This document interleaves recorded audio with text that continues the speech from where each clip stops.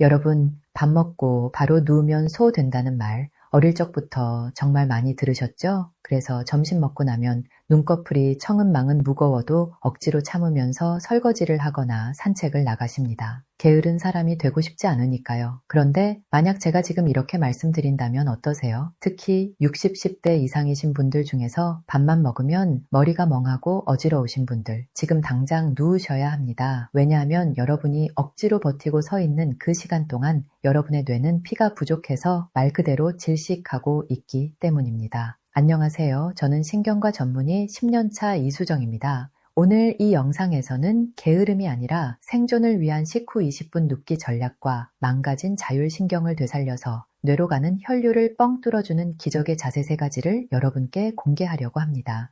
이 영상을 끝까지 보시면 여러분의 식후 습관이 완전히 바뀌게 될 겁니다. 그리고 이 정보가 도움이 되신다면 구독 버튼을 꼭 눌러주세요.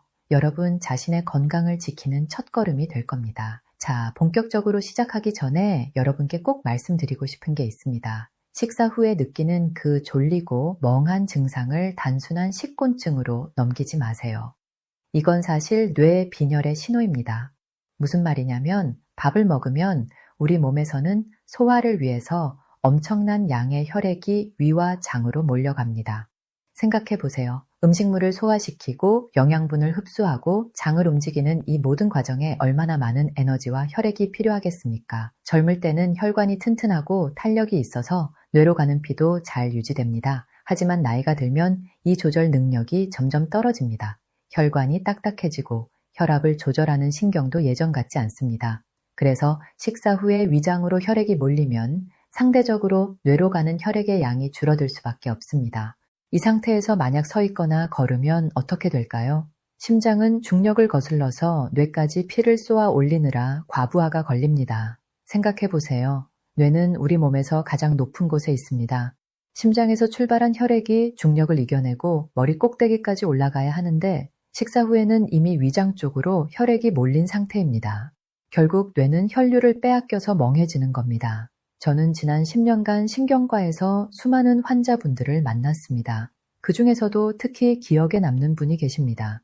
70대 초반의 김모 할아버지셨는데 항상 점심 식사 후에 어지러움을 호소하셨습니다. 처음에는 혈압이나 혈당 문제인가 싶어서 검사를 했는데 다 정상이었습니다. 그런데 자세히 여쭤보니까 이분이 식사 후에 곧바로 산책을 나가시더라고요. 건강을 위해서 매일 1만 보를 걷겠다고 다짐하신 분이었습니다. 저는 이분께 일단 식후 20분만이라도 누워 계시라고 권유했습니다. 처음에는 게으른 것 같아서 싫다고 하셨지만 제가 의학적인 이유를 설명드리고 한번 시도해 보시라고 말씀드렸죠. 그리고 2주 후에 다시 오셨을 때 이분의 표정이 완전히 달라져 있었습니다. 식후 어지러움이 거의 사라졌고 오히려 20분 쉬고 나서 산책을 나가니까 더 활기차게 걸을 수 있다고 하셨습니다. 이 사례가 보여주는 것은 명확합니다. 나이가 들면 우리 몸의 혈액순환 시스템이 예전만큼 효율적이지 않다는 겁니다. 특히 식사 후에는 더욱 그렇습니다. 이건 게으름의 문제가 아니라 생리학적인 변화입니다. 그럼 이제 첫 번째 핵심 솔루션을 말씀드리겠습니다. 바로 중력을 없애는 것입니다. 어떻게 중력을 없애냐고요? 간단합니다. 눕는 겁니다. 뇌를 살리는 가장 쉬운 방법은 중력을 없애는 것입니다. 식후 딱 20분만 누우세요. 눕는 순간 무슨 일이 벌어지는지 설명해 드리겠습니다. 누우면 심장과 뇌의 높이가 거의 같아집니다. 그러면 심장은 힘들이지 않고도 뇌까지 혈액을 펑펑 보낼 수 있습니다. 중력이라는 장애물이 사라지는 거죠. 서 있을 때는 심장이 혈액을 위로 펌프질해야 하지만 누워 있을 때는 그냥 옆으로만 보내면 됩니다. 에너지 소비가 훨씬 적습니다. 그런데 여기서 걱정하시는 분들이 있습니다. 역류성 식도염이 있는데 밥 먹고 누우면 안 되는 거 아니냐고요. 맞습니다. 역류성 식도염이 있으신 분들은 완전히 평평하게 눕는 것이 좋지 않습니다. 하지만 방법이 있습니다. 쿠션이나 베개를 받쳐서 상체를 살짝만 높이세요. 완전히 평평하게 눕지 않아도 효과는 충분합니다. 중요한 건 각도입니다. 상체를 30도 정도만 올려도 위산이 역류하는 걸 막을 수 있고 동시에 심장과 뇌의 높이 차이를 줄여서 혈액순환을 개선할 수 있습니다. 완전히 앉아 있는 것보다는 훨씬 낫습니다.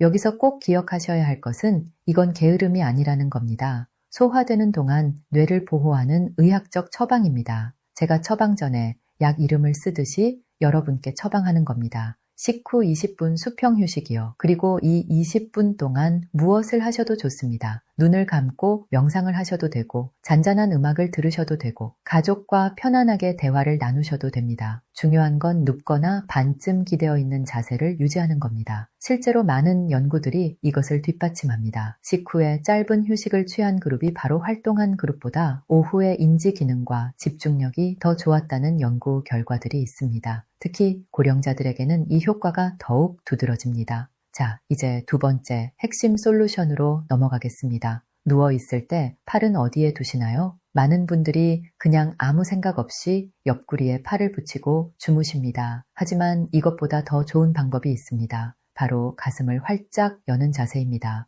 가슴을 웅크리고 자면 어떻게 될까요? 흉곽, 그러니까 갈비뼈로 둘러싸인 가슴 부분이 좁아집니다. 그러면 그 안에 있는 심장과 폐, 그리고 큰 혈관들이 눌립니다. 혈관이 눌리면 혈액의 흐름이 방해를 받습니다. 반대로 가슴을 활짝 펴면 어떻게 될까요? 흉곽이 넓어지면서 심장으로 돌아오는 혈액의 통로가 시원하게 열립니다.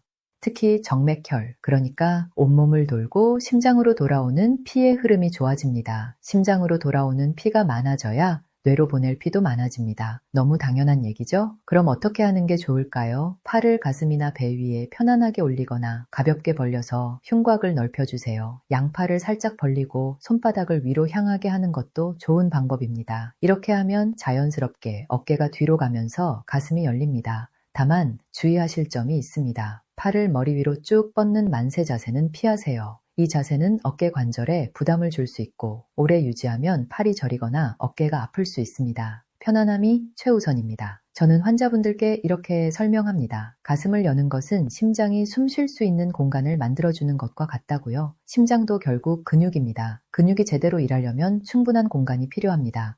흉곽을 넓히면 심장이 더 효율적으로 펌프질을 할 수 있고 그 결과 뇌로 가는 혈액의 양도 늘어납니다. 실제로 이런 자세로 20분만 쉬어도 많은 분들이 머리가 한결 맑아졌다고 말씀하십니다.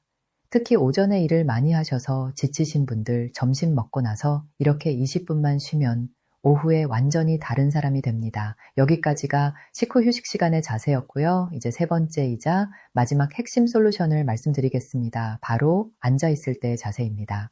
20분 휴식을 마치고 나면 다시 일상으로 돌아가야죠. 그럴 때 어떻게 앉아 계시나요? 많은 분들이 소파에 푹 파묻혀서 스마트폰을 보거나 TV를 보십니다. 등받이에 기대긴 하는데 엉덩이는 앞쪽으로 나와 있고 허리는 구부러져 있고 목은 앞으로 빠져 있습니다. 전형적인 거북목 자세죠. 이 자세가 왜 문제일까요? 이 자세는 목을 지나가는 신경과 혈관을 압박합니다. 특히 자율신경이라는 아주 중요한 신경이 눌립니다. 자율신경은 우리 의지와 상관없이 몸의 기능을 조절하는 신경입니다. 심장 박동, 혈압, 소화, 호흡 같은 것들 말이죠. 자율신경이 제대로 작동해야 식사 후에도 혈압이 적절하게 유지되고 뇌로 가는 혈류가 안정적으로 유지됩니다. 그런데 목이 앞으로 빠지고 구부러지면 이 신경이 눌려서 제 기능을 못합니다. 그 결과 혈압 조절이 안 되고 뇌 혈류가 불안정해집니다. 해결 방법은 간단합니다. 골반을 세우는 겁니다. 앉을 때 엉덩이를 등받이 깊숙이 넣고 골반을 바짝 세우세요. 그러면 자연스럽게 척추가 서고 목이 펴집니다. 눌려있던 자율신경이 살아나서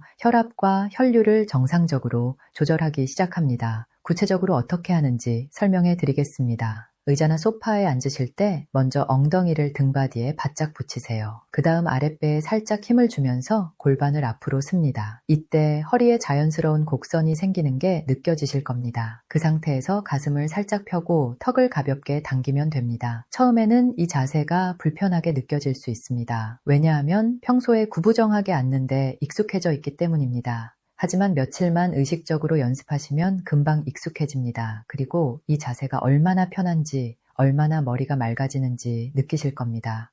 특히 노트북이나 스마트폰을 보실 때 주의하셔야 합니다.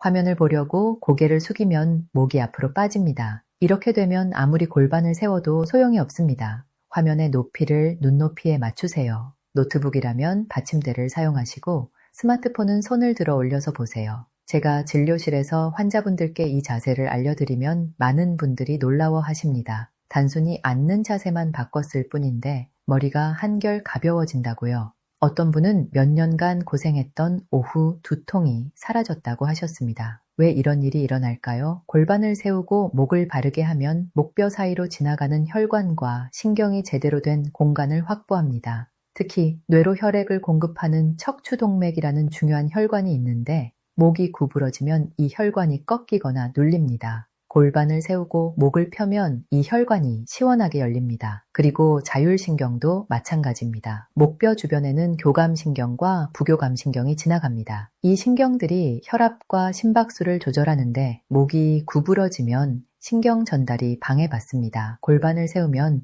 척추가 바르게 서면서 신경 통로가 시원하게 열립니다. 여기서 중요한 포인트 하나 더 말씀드리겠습니다. 이 세 가지 방법은 따로 하는 게 아니라 순서대로 연결되는 겁니다. 첫째, 밥 먹고 20분 누워서 뇌 혈류를 회복합니다. 둘째, 누울 때는 가슴을 열어서 심장이 편하게 일하도록 합니다. 셋째, 일어나서 앉을 때는 골반을 세워서 자율신경이 제대로 작동하도록 합니다. 이 순서가 굉장히 중요합니다. 많은 분들이 제 말을 오해하셔서 하루 종일 누워 계시면 안 됩니다. 그러면 오히려 근육이 약해지고 혈액순환이 더 나빠집니다. 핵심은 타이밍입니다. 식후 20분에서 30분, 이 짧은 시간만 전략적으로 휴식을 취하는 겁니다.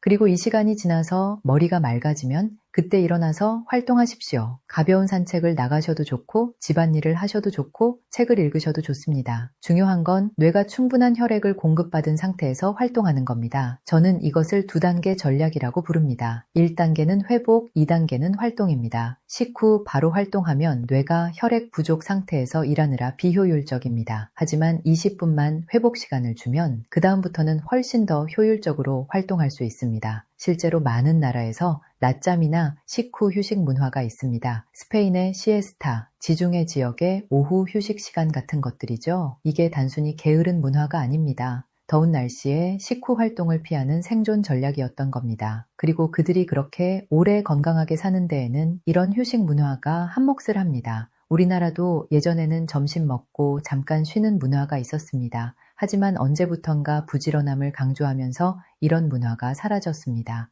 특히 직장에서는 점심 먹고 졸면 게으르다고 여겨집니다. 하지만 이건 우리 몸의 자연스러운 반응을 무시하는 겁니다. 나이가 들수록 이 문제는 더 심각해집니다. 젊을 때는 무리해도 몸이 버텨주지만 나이가 들면 그렇지 않습니다. 특히 뇌는 우리 몸에서 가장 예민한 장기입니다. 산소와 영양분이 조금만 부족해도 바로 증상이 나타납니다. 어지럼증, 두통, 집중력 저하, 기억력 감토해 이런 증상들이 나이 탓이라고만 생각하지 마세요. 물론 나이가 들면서 자연스럽게 생기는 변화도 있습니다. 하지만 많은 경우 단순히 생활 습관을 바꾸는 것만으로도 크게 개선될 수 있습니다. 제가 진료실에서 만난 환자분들 중에는 이런 간단한 방법만으로도 삶의 질이 크게 향상된 분들이 많습니다. 약을 추가로 드시지 않아도 되고 특별한 운동을 하지 않아도 됩니다. 그냥 식후 20분 눕고 자세를 바로 하는 것만으로요.